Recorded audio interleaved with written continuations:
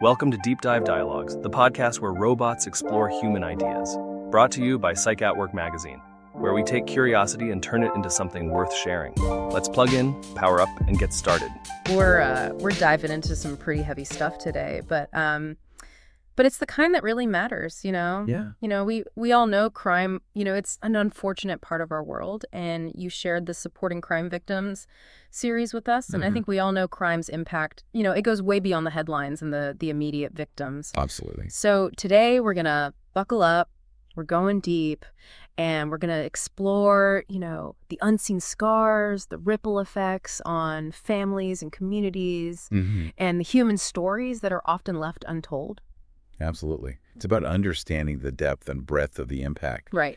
And the articles that you've shared, supporting someone who has been the victim of crime, the ripple effect, how crime affects families and others, they offer a really powerful lens into this complex world. Okay, so first up, supporting someone who has been the victim of crime. Reading this article, it really made me realize how much I don't know about being there for someone after they've experienced a really traumatic event. What really struck you about the support aspect?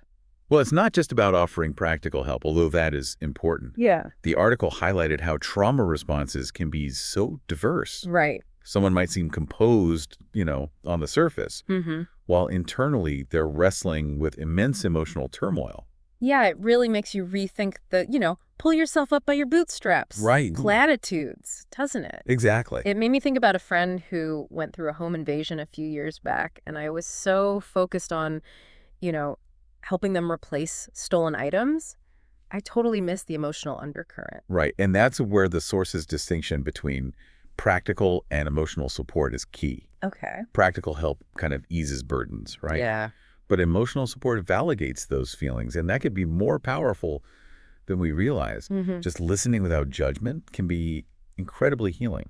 And that kind of naturally leads us to the ripple effect, how crime affects families. Right. It's like throwing a stone in a pond, the impact radiates outward. But the article doesn't just focus on, just the feelings, right? Right. It delves into the tangible consequences, too. Absolutely. One of the most compelling aspects is the exploration of secondary trauma. Oh. How it impacts those family dynamics. Right. Imagine a family dealing with a violent assault on one of their members. Suddenly they're thrust into a world of medical bills, legal proceedings, maybe even therapy sessions. Right. All while grappling with their own emotional turmoil. It's a cascade of burdens. It's almost like an avalanche. Yeah. And you can see how relationships within the family could become so strained under that kind of pressure. Exactly. The article points out how some family members might become overprotective while others withdraw. Yeah. Or experience survivor's guilt. Wow. It highlights how important it is to recognize that trauma is often shared, even if experienced differently by each individual. It makes you realize that supporting crime victims, it isn't just about the individual. It's about supporting the whole system that they're a part of. Right. But then there's the even bigger picture, how this impacts communities. Is that where the social psychology article comes in? Precisely. How communities are affected by crime. Social psychology unpacks how crime can erode the very fabric of a community. Right. That shared sense of trust and safety. I remember reading about this concept of collective efficacy. Yes. The idea that communities can either amplify or buffer the impact of crime depending on their level of social cohesion. You're spot on. Yeah. The article delves into that. Okay. Exploring how crime can trigger a vicious cycle.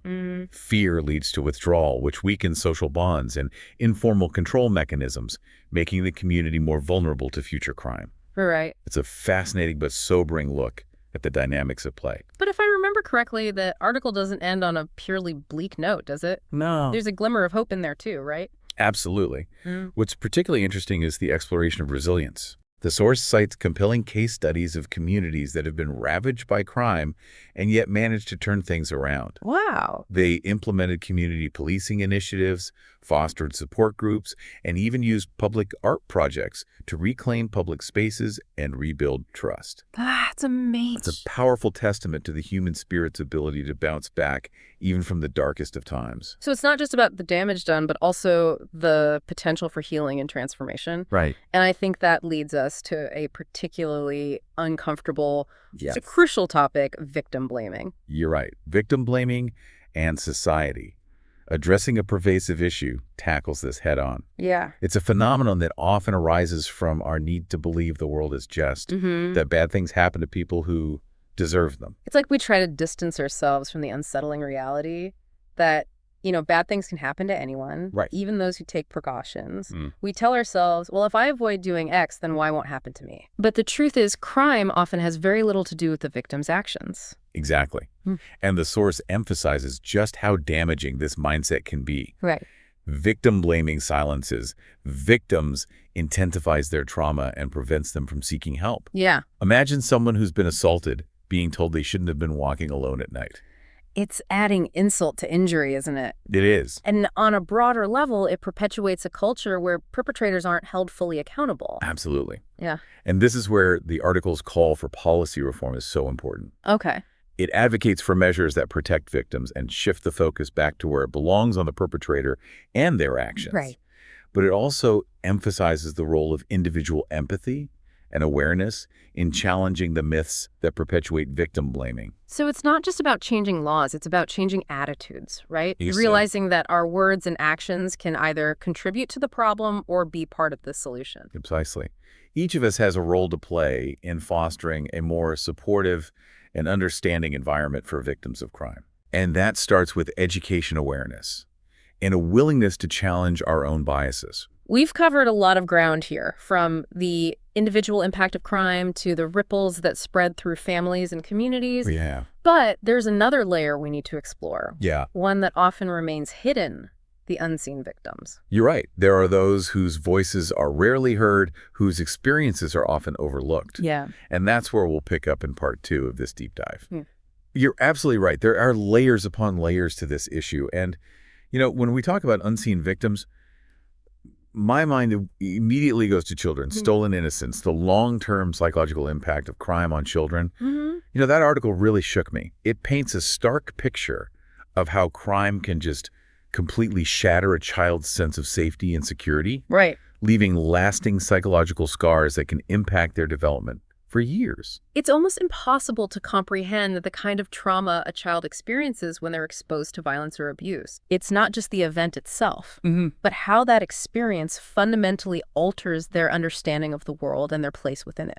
Yeah, one detail from the source that really hit home for me was the discussion of guilt and shame Okay. in child victims. They often blame themselves, Wow. even when they had absolutely no control over the situation. Right. And that kind of self-blame can lead to a distorted sense of self and create immense emotional turmoil that they might carry for years. And you just have to consider the potential long-term consequences. Oh, absolutely. Developmental delays, difficulty forming healthy relationships, and an increased risk of mental health challenges.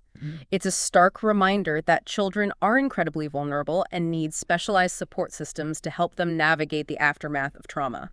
Absolutely. The article really stresses the importance of creating safe and supportive environments for these children, Right. where they can process their experiences and develop healthy coping mechanisms. Yeah. This could involve therapy support groups or even specialized educational programs that understand the unique needs of children who've experienced trauma. It's about giving them the tools they need to heal and reclaim that stolen innocence, to rewrite their story, so to speak. Yeah. But it's not just about professional intervention, is it? No, Families and communities have a huge role to play, too. you're exactly right. Parents, caregivers, teachers, community members can all contribute to creating a sense of stability and security for children who have been through these kinds of experiences. Yeah. Providing emotional support, establishing predictable routines, and even just modeling healthy coping strategies can make a world of difference. It's about fostering resilience, Yeah. empowering them to move forward in a positive way. Right. But let's shift gears a bit and talk about those who witness crime. Okay. They might not be the direct target, but they still carry a significant psychological burden. You've hit upon another group whose experiences are often overlooked. The psychological burden of witnessing crime. sheds light on the range of emotional and psychological responses that these individuals can experience, which often mirror the responses of direct victims. Yeah. Shock, fear, anxiety, even symptoms of PTSD. It makes perfect sense when you think about it. Witnessing a violent act can be profoundly jarring. Yes. And can shake your sense of security to the core, even if you weren't physically injured. Imagine the guilt and helplessness a witness might feel knowing they were powerless to intervene or prevent what happened. Right. They might grapple with intrusive thoughts, nightmares, flashbacks, constantly reliving that traumatic event. It's like they carry this invisible weight of trauma that others might not even recognize. Yeah. It can be incredibly isolating, couldn't it? Absolutely. Witnesses often struggle to articulate their experience or even feel like their feelings are valid because they weren't the real victim. Right. This can prevent them from seeking help and lead to feelings of shame or self-doubt. That's heartbreaking. It reinforces the need to acknowledge their experiences and provide them with the same level of support and understanding we offer to direct victims. Precisely. Yeah. And let's not forget their critical role in the justice system. Yeah. Their testimony can be absolutely crucial in holding perpetrators accountable and ensuring that justice is served. Right. But we need to remember that participating in legal proceedings can be extremely re-traumatizing for witnesses. Oh, absolutely. Providing adequate support and resources throughout that process is essential. It's about recognizing their value as witnesses while respecting their emotional well-being. We've covered so much ground in this deep dive, from the individual impact of crime to the ripple effects on families and communities, and the often overlooked experiences of children and witnesses. We have. We've delved into some dark and difficult topics, but I think it's important now to reflect on what this all means for us, both as individuals and as a society. How can we take all this knowledge and turn it into meaningful action? Where do we go from here? That's the question, isn't it? Yeah, that's the question that's been kind of swirling in my mind, throughout this whole deep dive. Right. We've explored, the complexities of trauma, the importance of empathy, the desperate need for systemic change. But how do we actually translate all of that knowledge into tangible action? Right. It feels overwhelming. I understand that feeling. It's easy to get lost in the enormity of the problem. Right. But I think the first step is a shift in perspective. Okay. We need to move away from viewing crime as something that happens to other people and recognize that it's an issue that can touch any of us directly or indirectly. You're right. It's about recognizing that interconnectedness, that sense of shared humanity. Yeah. We can't afford to be bystanders. Right. But what does that active participation actually look like? Where do we even begin? For me, it starts with fostering a culture of empathy and understanding. Okay. We need to create spaces where victims feel safe to share their stories without fear of judgment. Right. And where we actively challenge the myths that perpetuate victim blaming. It's about replacing those harmful narratives with a genuine willingness to listen and learn and offer support in whatever ways we can, whether it's through direct personal connections, supporting organizations that are doing vital work on the ground, advocating for policy changes. There are so many avenues for action. You've hit the nail on the head. Yeah. It's not just about one grand gesture. Yeah. It's about consistently showing up in whatever ways we can. Right. It's about donating to a local victim support organization, volunteering our time, having those difficult conversations with friends and family who might still cling to harmful stereotypes. Right. It's about being a voice for those who often go unheard. And I think it's also about recognizing that healing is a long-term process. Yes. There's no quick fix for trauma. It requires a multifaceted approach that addresses the emotional, the psychological, and the social impacts. And that requires sustained commitment from all of us. Absolutely. We need to advocate for policies that prioritize the needs of victims. Yeah. From trauma-informed legal proceedings to readily available and affordable mental health care. Right. And we need to invest in preventative measures. Okay. Community policing initiatives, youth outreach programs, educational campaigns that promote healthy conflict resolution and violence prevention. It's about creating a ripple effect of compassion and support that extends outward from the individual to the family, the community, and ultimately to society as a whole. It's a huge undertaking. It is. But I truly believe that change is possible if we all do our part. I agree. This deep dive has been a journey through some dark and heavy subject matter. It has. But I hope our listeners have also come away with a sense of hope. We've witnessed the resilience of the human spirit, the power of community, and the potential for transformation. You've reminded us that supporting crime victims isn't just about sympathy, it's about social justice. It's about creating a world where everyone feels safe, supported, and empowered to heal and thrive. It's been a privilege to explore these critical issues with you. And to our listeners, thank you for joining us on this journey. Keep asking those tough questions, keep engaging in meaningful conversations, and keep finding ways to make a positive difference in your own communities. Because even small acts of kindness, empathy, and advocacy can have a profound impact on someone's life. Remember, even in the darkest of times, the human spirit has an incredible capacity for healing and growth. And together we can build a world where crime doesn't define us, but inspires us to create a more just and compassionate society. Thanks for taking this deep dive with us. Thanks for listening to Deep Dive Dialogues. Explore more at Psych at Work magazine.